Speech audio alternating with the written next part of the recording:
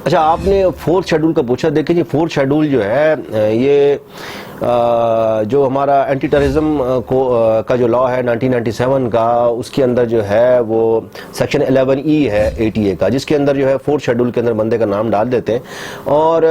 उससे बेसिकली उसकी बहुत सी आईनी हकूक जो है उसे चले जाते हैं। जैसे उसकी आज़ादी वगैरह हो गई, उसकी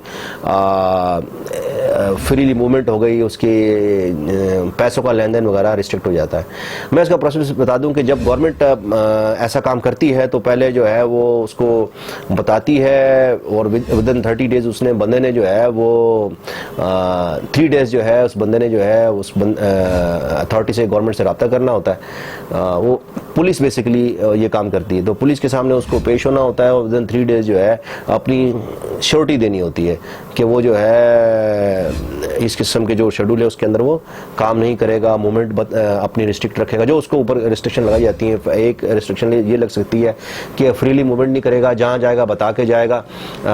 इलाका SHO को, पुलिस को बता के जाएगा, उसके जो बैंक अकाउंट वगैरह पेमेंट है वो उसकी लेन देन बताएगा, कहाँ से आ रहे हैं, कहाँ जा रहे हैं। और इसके अलावा वो इलाका रिस्ट्रिक्ट भी कर सकते हैं कि कहाँ उस इलाका को छोड़ के नहीं जा सकता। और ये जब फोर्थ शेड्यूल में नाम आ जाए तो उसके ऊपर ये सारी पाबंदियां लग जाती हैं। और अगर ये काम नहीं करता तो मजिस्ट्रेट साहब जो उसको बुला के उसके ऊपर जो है उसको 3 साल की सजा हो सकती है उसको, तो उसको ये पाबंद किया जाता है, उसकी श्योरिटी ली जाती है कि भाई वो सारे, श्योरिटी तो फोर्टफिट हो जाएगी अगर वो भाग जाएगा तो उसने जो है इन चीज़ों को फॉलो करना होता है। उसका तरीका अगर किसी के खिलाफ ये हो जाता है तो उसका तरीका ये है बचने का कि आप जो है गवर्नमेंट से आप रब्ता करते हैं विदिन 30 डेज, और उसके बाद जो है अगर वो आपकी नहीं सुनते तो आपने हाई कोर्ट में अपील फाइल करनी होती है विदिन 30 डेज। और जब आपकी अपील कोर्ट जो है आपको फिर डिसाइड कर देती है और आपको जो है वो आपको सुनती है और डेफिनेटली कोर्ट डिसाइड करती है। अगर आप अगर उसमें फॉल नहीं करते तो आपको छोड़ देती है।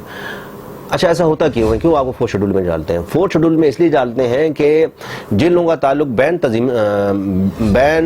तंजीमों से होता है, जिनके ऊपर बैन लगाया हुआ है, जो कि गैर कानूनी तंजीमें हैं, कलादन तंजीमें हैं, उनके साथ उनके ताल्लुकात होते हैं, दहशतगर्दियों से ताल्लुकात निकल के आ जाएं और दहशतगर्दी के जो लोग वारदातें करते हैं उनके साथ उनके ताल्लुकात निकल के आ जाएं, बैन तंजीमों के साथ निकल के ताल्लुकात निकल के आ जाएं, तो उसके ऊपर जो है फिर जो ऑर्डर पुलिस जो है फिर उसको रिस्ट्रिक्ट करती है, उसका नाम फोर्थ शेड्यूल में डाल देती है और उसके बाद उसकी सारी चीज़ें जो है रिस्ट्रिक्शन सारी इसके ऊपर ही लग जाती हैं। तो ये बेसिकली फोर्थ शेड्यूल है और बंदे की बेसिकली जो है सिक्योरिटी ली जाती है कि वो